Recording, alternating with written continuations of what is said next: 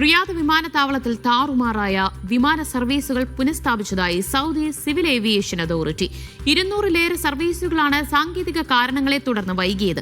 Connection ഫ്ലൈറ്റുകളിൽ യാത്രയ്ക്കെത്തിയ നിരവധി മലയാളികളും ഇതോടെ കുടുങ്ങിയിരുന്നു. റിയാദിലെ കിങ് ഖാലിദ് അന്താരാഷ്ട്ര വിമാനത്താവളത്തിലെ വിമാന സർവീസുകൾ പൂർണ്ണതോതിൽ പുനരാരംഭിച്ചതായി അതോറിറ്റിയാണ് അറിയിച്ചത്. സാങ്കേതിക തടസ്സങ്ങൾ പരിഹരിച്ചതോടെ വിമാനങ്ങൾ സാധാരണ നിലയിൽ സർവീസ് തുടങ്ങിയിട്ടുണ്ട്. വിമാന സർവീസ് മുടങ്ങിയതിനും വൈകിയതിനും പല കാരണങ്ങളുണ്ടെങ്കിലും സാങ്കേതിക തടസ്സമാണ് പിന്നിലെന്ന് അതോറിറ്റി അറിയിച്ചു. ഇന്ത്യയിലേക്കുള്ളതടക്കം 200ഓളം വിമാനങ്ങളുടെ സർവീസാണ് വൈകിയത്. ചിലത് റദ്ദാക്കുകയും ചെയ്തു.